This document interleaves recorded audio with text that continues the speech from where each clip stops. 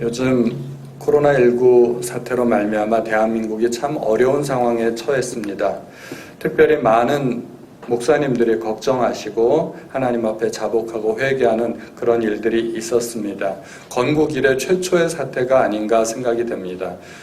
전쟁 때도 예배가 중단되지 않았다는데 이번 사태로 말미암아 예배가 중단되었습니다. 이 문제는 누구의 탓이 아니라 우리 기독교인들이 먼저 회개하고 하나님 앞에 바로 서기를 우리가 다짐해야 되는 그런 기회라고 생각이 됩니다. 저는 하나님께서 말라기 선지자를 통하여 말씀하셨던 내용이 생각이 났습니다. 너희 중에 누군가 성전 문을 닫을 자가 있었으면 좋겠도다. 구약시대 이제 마지막 때에 이르러서 많은 사람들이 하나님을 섬긴다 하면서 여전히 하나님의 백성답게 살지 못했을 때 하나님께서는 백성들을 보면서 탄식하셨습니다. 너희들의 제사 드리는 그 제사가 다 헛되고 제물이 아무런 유익이 없다 그렇게 말씀하셨습니다. 오죽하면 하나님께서 너희 중에 성전문을 닫을 자가 있었으면 좋겠다고 말씀을 하셨을까요? 저는 오늘날 대한민국 교회가 그런 상황이 닥친 것이 아닌가 생각이 됩니다. 우리가 그리스도인이라 하면서도 그리스도인답지 못하게 살고 또 우리가 그리스도인이라 하면서도 세상에 나가서 세상 사람들과 똑같이 사니까 차라리 누군가 교회 문을 닫았으면 좋겠다 하나님께서 탄식하신 것이 오늘날 현실로 이루어진 것이 아닌가 마음이 참 안타깝습니다. 또 한편으로는 사람들에게 물어보면은 뭐하고 지내셨어요? 어떻게 지내셨어요? 물어보면은 방콕했어요, 집콕했어요 이렇게 이야기를 합니다. 도대체가 두문불출하고 아무데도 안 나가고 사람들도 안 만나고 집안에만 틀어박혀 있다는 것이죠. 우리가 원해서 그렇게 하는 것이 아니라 상황이 그렇게밖에 될 수 없었던 것입니다. 모처럼만의 시간이 많이 나서 가족들과 함께 유익한 시간을 보내는 분들도 있겠지만 이것은 하나님께서 우리에게 주신 강제적인 안식이 아닌가 생각이 됩니다. 이스라엘 백성들이 하나님의 명령을 어겼습니다. 하나님께서 안식일을 지키고 안식년을 지켜라고 말씀하셨는데 그들이 안식년을 지키지 못했습니다. 그랬더니 하나님께서 70년 동안을 그 땅을 강제로 쉬게 하셨습니다. 바벨론이 침략해 들어와서 이스라엘 백성들을 다 사로잡아가는 바람에 그들이 이스라엘 땅에서 농사를 짓지 못하므로 그 땅이 안식년을 지냄과 같이 안식하게 되었던 것입니다. 그 안식은 좋은 의미의 안식이 아니라 하나님의 징계고 우리가 하나님 앞에 회개하여야 될 일이라는 것이죠. 우리가 오늘날 집에 틀어박혀서 아무 일도 못하고 강제적으로 안식하는 것은 결코 좋은 일이 아니라는 것을 우리가 잘 아실 겁니다. 우리가 회개하고 우리가 하나님 앞에 바로 서기를 그렇게 간구해야 될 때입니다. 우리가 이 사태가 지나면 어떻게 살아야 될지, 어떻게 그리스도인으로서 삶을 살아야 될지 각성하는 시간이 되었으면 좋겠습니다. 우리는 그동안 너무 바쁘게 살았습니다. 주님의 일로 바쁜 게 아니라 우리가 하나님의 자녀라 하면서도 사실은 세상 일 때문에 너무 바빴어요.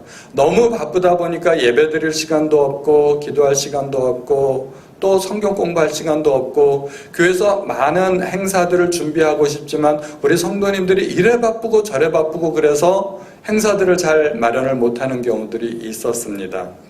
오늘날 현대인들은 기독교인들 뿐만이 아니라 모든 사람들이 너무 바쁩니다.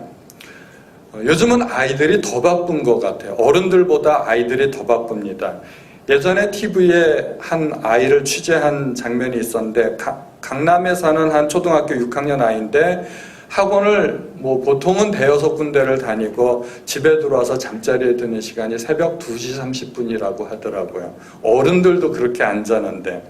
그래서 제가 참 가슴이 안타까웠던 데가 있었습니다. 우리 현대인의 삶은 피곤에 찌든 삶이라고 할 수가 있습니다. 너무 바쁩니다. 이렇게 바쁜 일상 속에서 우리는 우리 자신을 어떻게 관리해야 될까요? 육체적으로 정신적으로 건강을 어떻게 유지할 수 있을까요? 어떻게 하면 시간을 잘 활용해서 극대화할 수 있을까요? 또 어떻게 하면 지치지 않고 우리의 목표를 달성할 수 있을까요? 우리들 중에 시간이 남는 사람은 아무도 없을 것입니다. 우리는 태어날 때 그리고 자랄 때 저마다 각기 다른 환경에서 태어나고 자랍니다. 어떻게 보면 불공평하다고 할 수도 있습니다. 그런데 모든 사람에게, 지구상에 살아있는 모든 사람에게 공평한 것은 시간입니다. 1년 365일 하루 24시간, 여기에서 예외적으로 사는 사람은 아무도 없습니다. 하루에 25시간으로 사는 사람도 없고 하루에 23시간으로 사는 사람도 없습니다. 시간은 저축할 수도 없고 아무리 돈이 많아도 시간을 남들에게서 사올 수도 없습니다. 그러므로 시간을 잘 활용하는 것이 지혜일 것입니다. 바쁠수록 시간 관리가 굉장히 중요해집니다. 쓸데없는 일에 중요한 시간을 낭비하지 않기 위해서는 일의 우선순위를 정하고 메모를 잘 하는 것이 중요합니다. 우리 주님은 과연 시간을 어떻게 관리하셨을까요? 오늘 본문에 보니까 32절에 저물어 해질 때 모든 병자와 귀신 들린 자를 예수께 데려왔다고 말씀하고 있습니다. 보통 저녁 시간은 하루 일과가 맞춰지는 시간입니다. 그런데 저녁 때가 됐는데 해가 저물었는데도 불구하고 모든 병자와 귀신 들린 자를 그때 예수님 앞에 몰아오기 시작한 겁니다. 예수님의 사역이 그때부터 본격적으로 시작된 것 같습니다. 예수님의 사역은 아마 밤늦게까지 이루어지지 않았을까 생각이 됩니다. 주님은 얼마나 피곤하셨을까요? 주님은 그 피곤을 또 어떻게 해결하셨을까요? 주님께서 재충전하시는 방법이 있었습니다. 그것은 하나님 앞에 나아가서 기도하시는 것이었습니다. 지치고 힘들 때 우리 머릿속에 가장 먼저 떠오르는 생각은 좀 쉬었으면 좋겠다는 것입니다. 쉼이 있죠. 휴식을 제일 먼저 생각하게 됩니다. 하나님도 천지를 창조하신 이후에 안식하셨습니다. 안식일을 지키는 것은 십계명에 속할 정도로 하나님도 굉장히 중요하게 생각하셨습니다. 서두에 말씀드렸지만 이스라엘 백성들은 안식일과 안식년을 제대로 지키지 않았기 때문에 징계를 받았습니다. 육체적인 피곤을 회복하기 위해서는 쉬는 것, 안식이 굉장히 중요합니다. 그런데 보통 사람들은 육체만 생각하지만 우리는 하나 더 생각해야 될 게 있습니다. 그것은 바로 영입니다. 주님께서는 사람이 떡으로만 사는 것이 아니라고 말씀하셨습니다. 사람이 육체로만 이루어진 존재가 아니라는 겁니다. 우리는 반드시 육체와 더불어 영혼을 생각해야 됩니다. 우리의 영혼은 어떻게 하면 안식을 할 수 있을까요? 영혼을 위해서 가장 좋은 방법은 하나님 앞에 나아가서 하나님과의 관계를 회복하는 것입니다. 하나님께 기도하고 하나님의 음성을 듣고 하나님의 뜻을 분별하고 나의 문제를 하나님 앞에 고백하는 것이 나의 영혼을 재충전하는 가장 좋은 방법입니다.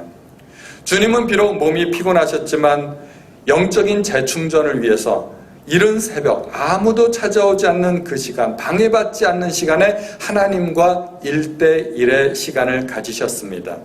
하나님 앞에서 1대1로 서는 것이야말로 사명을 재확인하고 능력을 받는 것입니다. 바쁜 일상 속에 치여서 또 여러 가지 일들과 사역에 치여서 어디로 가야 하는지도 모르고 방황하고 방향을 잃어버리면 아주 큰 잘못입니다. 우리는 일 속에서 잘못하다가는 번아웃 되어서 우리 몸이 완전히 소진되어서 다시 회복하기 어려운 지경에 이를 수도 있습니다. 그것은 매우 잘못하는 것입니다. 일도 중요하지만 일 못지않게 재충전하는 것이 굉장히 중요합니다. 여러분들은 핸드폰을 다 한 대씩 갖고 계시죠? 요즘은 핸드폰 한 대 성능이 과거 한 10년 전에 컴퓨터 성능보다 훨씬 더 우수합니다. 핸드폰 하나만 있으면 많은 일들을 할 수 있습니다. 유튜브로 영상을 시청할 수도 있고 간단한 업무도 할 수 있고 또 전화도 할 수 있고 동영상 촬영도 할 수 있고 카톡도 할 수 있고 여러 가지 일을 할 수 있습니다. 그런데 핸드폰을 딱 켜보니까 배터리가 2% 남았어요. 어떻게 해야 될까요? 내가 하고 싶은 일인데 게임하고 싶은데 2% 남았으면 어떻게 해야 될까요? 좀 핸드폰을 써보신 분들은 다 아시죠. 가장 먼저 해야 될 일은 핸드폰을 충전하는 일입니다. 아무리 급한 일이 있어도 지금은 핸드폰을 쓸 수가 없어요. 2% 남은 배터리 가지고는 아무 일도 할 수가 없습니다. 그 상태에서 뭔가를 더 하겠다는 생각은 어리석은 생각입니다. 뭘 하다가는 중간에 꺼져버리겠죠. 그러므로 충전기에 연결해 놓는 것이 가장 중요하고도 시급한 일입니다. 주님은 전날 밤늦게까지 사역을 하시고 주님의 육체적인 에너지 레벨은 거의 한 2% 정도 남지 않았을까 생각이 됩니다. 주님도 충전이 필요합니다. 그래서 주님도 주무셔야 되고 또 배고프면 드셔야 되고 그리고 영적으로도 재충전을 반드시 하셔야만 했습니다. 그것이 주님께서 택하신 방법이 바로 새벽 기도였습니다. 새벽 기도는 하나님께 코드를 꼽는 것입니다. 우리가 급한 일에 쫓겨 살다 보면 중요한 일을 놓치는 경우가 많습니다. 중요한 일은 반드시 해야만 하는 일입니다. 그것을 안 하면 큰일 나는 일이죠.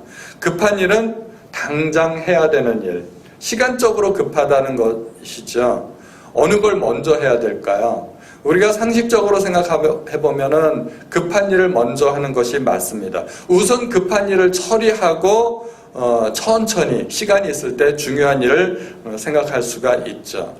그런데 우리가 살다 보면 당장 눈앞에 벌어진 일들만 먼저 해결하고 발등에 떨어진 불만 끄다 보면 결국은 중요한 일들을 놓치는 경우가 종종 있습니다.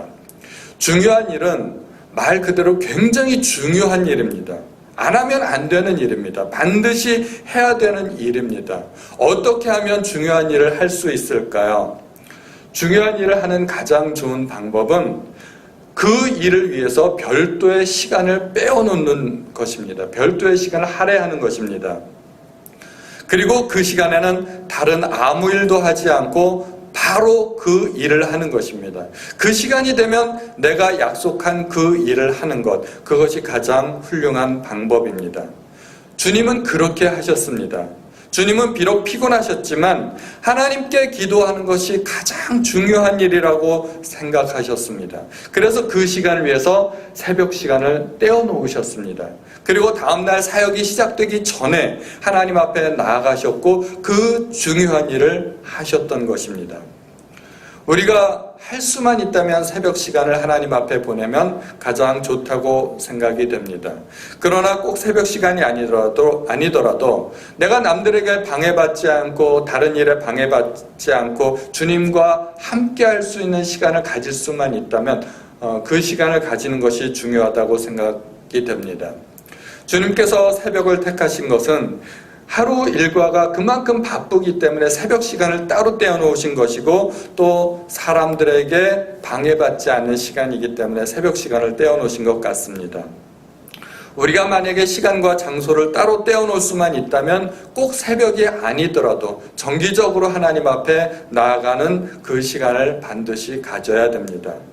그러므로 중요한 일을 위해서는 반드시 언제 어디서 무엇을 하겠다. 이 세 가지가 연결이 돼 있어야 됩니다. 중요한 일을 위해서 언제 어디서 무엇을, 그 무엇을에 해당하는 것이 중요한 일이겠죠. 이 세 가지가 묶여 있어서 내 머릿속에 항상 있어야 되는 것입니다. 그래야 그 일을 놓치지 않게 됩니다.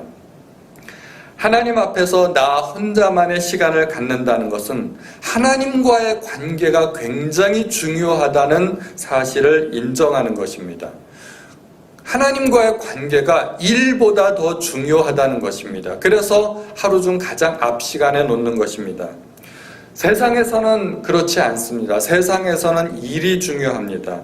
예를 들어서 어떤 사람이 직장에 취직했는데 그 사람의 성격이 굉장히 좋아요. 직장 상사한테도 잘하고 부하 직원들한테도 동료들한테도 굉장히 성격이 좋고 나있어요. 굉장히 친절해. 근데 일을 못해요. 그러면은 그 사람을 채용한 직장이 효과를 볼 수 있을까요? 그 사람이 직장에 들어가는 의미가 별로 없을 것입니다. 의사가 환자들에게 친절하고 설명도 잘 해주는데 진료를 못해요. 그러면 될까요? 진료를 잘해야죠. 예를 들어 대학 교수가 참 그 성격이 좋아요. 학생들하고도 원만하고 잘 놀러도 다니고 그런데 잘 못 가르쳐요. 그러면 낭패 아닙니까? 교수가 잘 가르쳐야죠. 그러니까 세상에서는 일이 중요합니다. 세상에서는 일이 중요한데, 그러나 우리 그리스도인들은 조금 달라요. 하나님께서 보시는 건 좀 다릅니다. 하나님과의 관계가 가장 중요하다는 것입니다. 그 어떤 사역보다도 사실은 하나님과의 관계가 1순위가 됩니다. 사역이라는 것은 내가 어떤 일을 하느냐 하는 것이고, 관계는 하나님 앞에서 내가 어떤 사람이 되느냐 하는 것입니다. 관계와 일 또는 관계와 사역, 그것은 하나님 앞에서 내가 어떤 존재가 되느냐 하는 존재의 문제와 하나님 앞에서 내가 어떤 업적을 이루느냐 하는 업적의 문제라고 할 수가 있습니다. 존재와 업적, 어떤 것이 더 중요할까요? 세상 사람들에게는 업적이 더 중요합니다. 사역과 일이 더 중요합니다. 그러나 하나님 보시기에는 업적보다도, 일보다도 하나님과의 관계, 내가 어떤 사람이 되는가, 그것이 훨씬 더 중요한 것입니다. 내가 어떤 사람이 되느냐, 이 존재의 문제는 시간이 많이 소요되는 일입니다. 내가 어떤 사람이 되느냐 하는 것은 결코 하루아침에 되는 일은 아닙니다. 많은 사람들은 업적이 중요하다고 생각하겠지만 그것은 잘못된 생각입니다. 왜냐하면 많은 일들을 이루어 놓고 많은 업적을 이루어 놓고 사람들이 부러워하는 그런 지위에까지 올라갔는데도 불구하고 자기 존재의 가치를 발견하지 못해서 스스로 목숨을 끊거나 허무주의에 빠지는 사람도 있습니다. 또 어떤 사람들은 방탕과 쾌락의 길로 그렇게 빠지는 경우도 있습니다. 미국의 유명한 배우 마릴린 먼로는 배우로서 최고의 인기를 누렸었습니다. 그의 주변에는 항상 군중들이 끊이질 않았고 사치스러운 생활을 누렸지만 결국 허무주의에 빠져서 마약 중독에 빠졌고 최후에 음독 자살하고 말았습니다. 또 어떤 이들은 훌륭한 업적을 이루었음에도 불구하고 범죄자가 되는 경우도 있습니다. 잘 아시겠지만 세계는 넓고 할 일은 많다고 했던 한 대기업의 총수였던 그분은 결국은 범죄자가 되고 말았습니다. 한때 많은 사람들의 존경을 받았지만 대한민국 굴지의 기업의 총수였지만 범죄자가 됐습니다. 그것은 존재에서 실패한 것입니다. 업적을 통해서 존재가 이루어지는 것이 아닙니다. 성 어거스틴은 대단한 업적을 이루었기 때문에 성자가 된 것이 아니라 한때 방탕과 향락에 찌들어 살던 사람이 어느 날 회심하고 거룩한 사람이 되었기 때문에 그가 성자가 된 것입니다. 우리는 무엇인가를 이루면 그만큼 위대한 사람이 될 거라고 생각하겠지만 사실은 그 반대입니다. 어떤 일을 해냈기 때문에 어떤 사람이 되는 것이 아니고 그만큼 위대한 사람이기 때문에 사실은 위대한 일도 할 수 있는 것입니다. 다시 말해서 존재를 통해서 업적이 이루어지는 것입니다. 내가 어떠한 사람이 되기만 하면 어떠한 일들도 이룰 수 있다는 것입니다. 성경에서는 그러한 예가 굉장히 많이 나옵니다. 예를 들면 성경에서 훌륭한 사람들을 볼 때 여러 사람들이 있지만 예를 들면 다니엘은 목숨 걸고 왕궁의 음식을 거부했던 사람입니다. 얼마든지 왕궁의 음식을 먹으면서 호의호식하면서 잘 살 수 있었지만 그 모든 것들을 신앙 때문에 거부했습니다.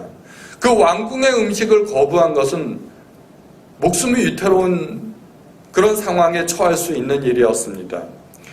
그는 바벨론의 왕궁의 음식이 자기 몸을 더럽힐 수 있다고 생각했습니다. 그래서 신앙 때문에 그것을 거부했습니다. 그는 정직하고 깨끗한 사람이 되는 것을 중요하게 생각했고 또 하나님으로부터 결국 지혜와 명철을 받았습니다. 그는 바벨론과 페르시아의 총리가 되어서 훌륭한 일을 해내는 사람이 되었습니다.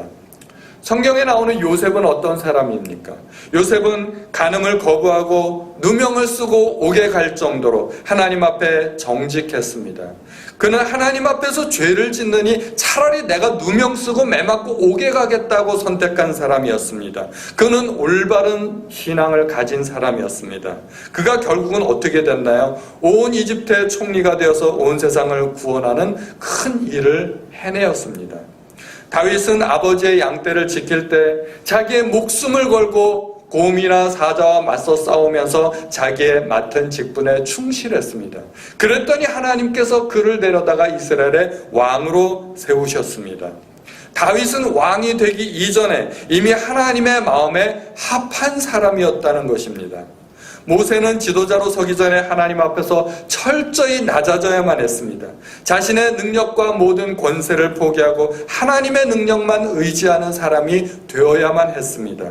그래서 그 일을 위해서 모세는 미디안 광야에서 40년 동안을 오직 모든 것을 포기하고 양치는 목자로 보내어야만 했습니다. 그가 하나님이 원하시는 정도의 사람이 되었을 때 하나님은 그를 이스라엘의 목자로 다시 부르셨습니다. 일이 중요하다고 생각하는 사람들도 있습니다. 그것은 사람들과의 관계나 의무, 책임감을 중요하게 생각하는 것입니다. 내가 어떤 일을 하지 않으면, 내가 내 일을 제대로 하지 않으면 다른 사람들이 피해를 볼 수도 있다고 생각하는 것입니다. 그것이 결코 나쁜 생각은 아닙니다. 예를 들어서 우리 교회도 각각 자기 일을 맡으신 분들이 있는데 반주자가 예고 없이 주일날 아침에 결석하면은 예배가 큰일 나겠죠. 그러니까 일을 맡은 사람들은 자기가 맡은 일을 잘해야 다른 사람들에게 피해가 가지 않게 할 수 있습니다. 또 다른 사람들에게 비치는 나의 이미지에도 관심이 많은 것입니다. 내가 내 일을 게을리하면 내가 무책임한 사람이 되겠지, 그렇게 생각할 수 있는 것입니다. 또 사역을 멋지게 해냄으로써 사람들에게 칭찬을 받을 수도 있습니다. 내가 정말 위대한 일을 한번 해보면 내가 위대한 사람이 될 수 있지 않을까. 정말 내가 멋진 일을 함으로써 사람들에게 나를 한번 과시해봐야 되겠다는 그런 생각이 있을 수 있다는 것입니다. 사람들의 칭찬과 인정에 연연해 하다 보면 자꾸 뭔가를 이루려고 그래요. 내가 이걸 하면 사람들이 나를 인정해 주지 않을까. 그래서 사람들에게 인정받으려고 하는 그 습관 때문에 일에 그토록 집착하는 경우도 있다는 것입니다. 예를 들면 대표적으로 성경에 사울이 그런 사람이었습니다. 사울은 블레셋과의 전쟁을 앞두고 제사를 드리기 위해서 사무엘을 기다려야만 했습니다. 그러나 전열을 가다듬기 위해 급하게 제사를 드려야 되는데 벌써 군대가 술렁이기 시작하고 군사들이 도망가기 시작합니다. 그래서 해서는 안 되는 일을 했습니다. 오직 제사장들만 드릴 수 있었던 제사를 자기가 임의로 드렸던 것입니다. 그로 말미암아 그는 하나님 앞에 버림받는 계기가 되었습니다. 제사 드리는 것보다도 하나님 앞에서 자기의 본분을 지키는 것이 사울 왕에게는 훨씬 더 중요한 일이었습니다. 또 한 번은 아말렉과의 전쟁에 있었습니다. 하나님께서 아말렉과의 전쟁에서 하나님께서 명령하신 것이 있습니다. 아말렉을 진멸하라는 것입니다. 그때도 사울은 하나님의 명령을 거부했습니다. 그가 비록 전쟁에 승리했고 업적을 이룬 사람이었지만 하나님의 명령에 불순종함으로 하나님과의 관계가 틀어졌고 그는 존재에서 실패한 사람이 되었습니다. 그는 하나님 앞에 제사 드린다는 명목으로 양과 소의 기름진 것들을 남겨놓았던 것입니다. 그때 사무엘 선지자가 찾아와서 유명한 말을 했습니다. 순종이 제사보다 낫고 듣는 것이 순양의 기름보다 낫다는 것입니다.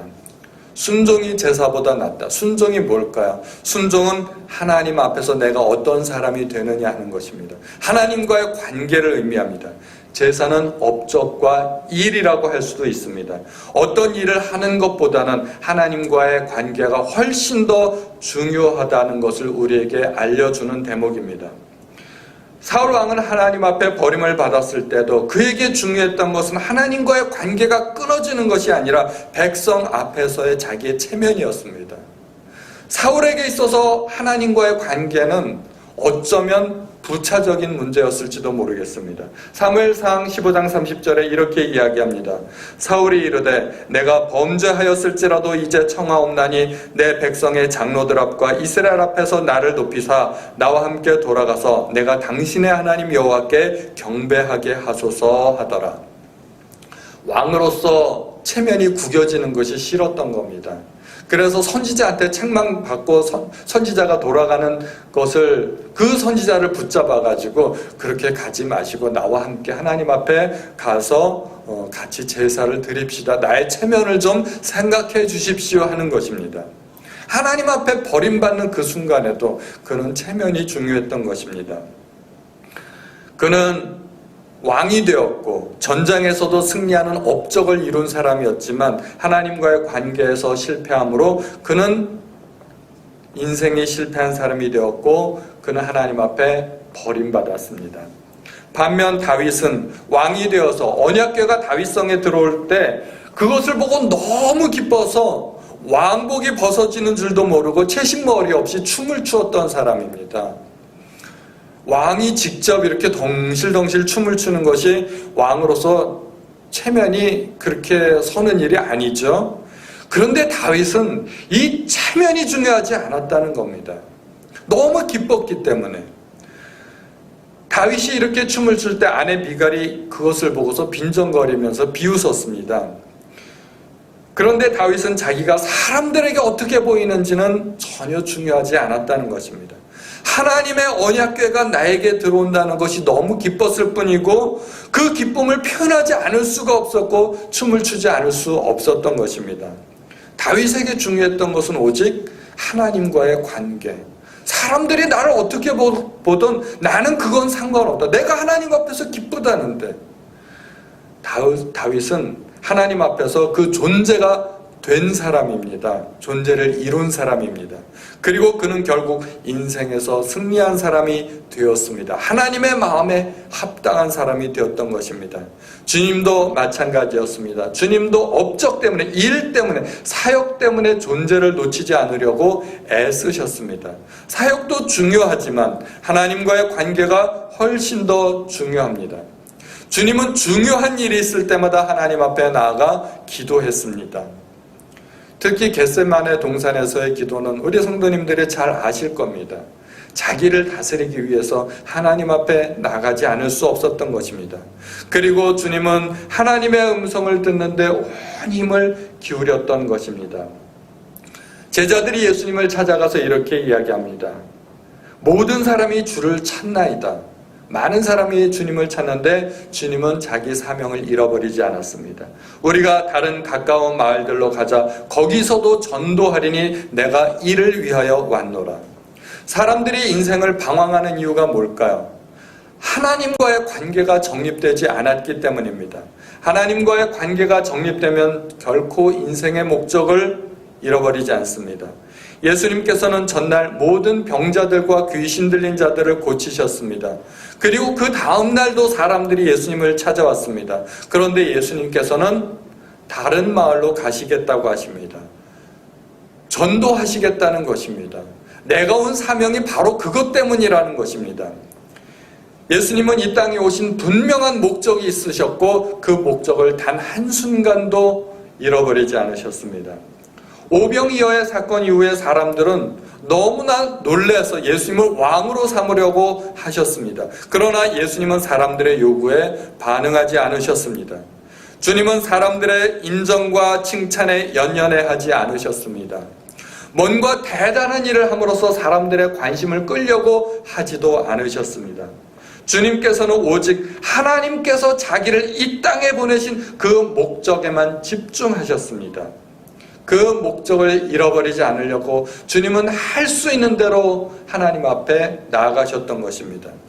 우리는 처음 보는 물건을 보면 이것이 무엇에 쓰는 물건인지 잘 모릅니다. 알아도 어떻게 사용하는지 그 사용법을 잘 모르게 됩니다. 그래서 요즘 가전제품이나 물건을 사게 되면 설명서가 반드시 동봉해서 옵니다. 그 설명서를 봐야 그 물건을 쓰는 방법을 알게 됩니다. 에디슨이 처음 축음기를 발명해가지고 사람들한테 공개했을 때 사람들은 그것이 무슨 물건인지 몰랐습니다. 다들 의아하게 생각했습니다. 그래서 에디슨이 그 축음기를 손으로 돌려가면서 막 큰 소리로 노래를 불렀다고 합니다. 사람들은 굉장히 이상하게 생각했습니다. 도대체 저 발명왕이 뭐 하는 건가? 그리고 나서 에디슨은 노래가 끝난 다음에 축음기를 다시 돌리기 시작했습니다. 그때 축음기 속에서 에디슨의 목소리가 나오면서 그 노랫소리가 다시 들렸습니다. 사람들은 탄성을 질렀습니다. 물건에 대해서 가장 잘 아는 사람이 누굴까요? 아무도 몰라도 그 물건을 만든 사람만큼은 그 물건에 대해서 가장 잘 알 것입니다. 인생의 목적을 누가 가장 잘 알까요? 우리 인생을 창조하신 하나님이 가장 잘 아실 것입니다. 우리 인생이 어떻게 살아야 행복하게 살고 어떻게 살아야 성공한 삶을 사는 건지 우리보다도 하나님이 더 잘 아신다는 것입니다. 하나님을 모르면 사람들은 대부분 돈 버는 일이 인생의 목적인 줄 알고 돈 버는 일에 자기의 온 인생을 다 쏟아붓습니다. 하나님과의 관계가 바로 되어야 인생의 가치를 알고 인생을 올바로 살 수 있게 되는 것입니다. 우리가 하나님 앞에 홀로 서야 되는 이유가 무엇일까요? 그것은 인생의 목적을 알고 인생을 낭비하지 않기 위해서입니다. 누구나 인생을 마치게 되어 있습니다. 우리 인생은 무한하지 않습니다. 이 땅에서는 끝이 있습니다. 그러나 다음 세상이 존재한다는 것을 우리는 알아야 됩니다. 그 다음 세상은 그 다음 세상에 가서 준비할 수는 없습니다. 미래를 준비하는 사람이 지혜로운 사람이고 다음 세상은 이 세상에서만 준비할 수 있습니다. 마시멜로 이야기라는 책을 아마 잘 아실 겁니다. 유명한 책이고 한 번쯤은 다 읽어보셨을 것입니다. 6살짜리 아이들을 데리고 그 앞에 마시멜로 사탕 하나를 놔두고 네가 15분만 기다리면 사탕 하나를 더 줄게. 그리고 방에 혼자 남겨놓고 떠나갑니다. 그 아이는 15분을 마시멜로 하나를 놓고 기다립니다. 15분 동안에 그 마시멜로를 먹어버린 아이가 있고 기다리는 아이들이 있었습니다. 15분을 기다린 아이들에게는 상으로 마시멜로를 하나를 더 주었습니다. 그게 실험의 전부가 아니죠. 진짜 실험은 15년, 20년 후에 추적조사에서 이루어졌습니다. 15분을 기다린 아이들은 어떻게 되었는가? 그 아이들이 사회에서 두각을 나타내고 성공하고 학업 성적도 훨씬 우수한 사회 지도층 인사들이 다 되어 있다는 것입니다. 지금 현재의 기쁨을 포기하고 기다릴 수 있는 사람, 그 사람이 현명하고 지혜로운 사람이라는 것입니다. 우리도 이 세상을 얼마든지 즐기고 우리가 이 현재 세상에서 만끽하면서 살 수 있습니다. 그러나 이 세상을 우리가 다음 세상을 위해서 준비한다면 훨씬 더 지혜롭고 슬기로운 사람이 될 것입니다. 주님은 업적 때문에 존재를 놓치지 않으려고 애쓰셨습니다. 사역도 중요하지만 하나님과의 관계가 훨씬 더 중요합니다. 우리는 어떠한 사람이 되어야 할까요? 우리의 인생의 목적은 무엇일까요? 어떻게 사는 것이 가치 있는 인생일까요? 이것을 발견하기 위해서 수많은 철학자들도 연구하고 고민 많이 했겠지만 혼자 연구한다고 얻어지는 게 아닙니다. 어떻게 해야 될까요? 나의 창조주이신 하나님 앞에 나가야 됩니다. 그러면 참된 지혜를 발견하실 수 있으실 줄로 믿습니다.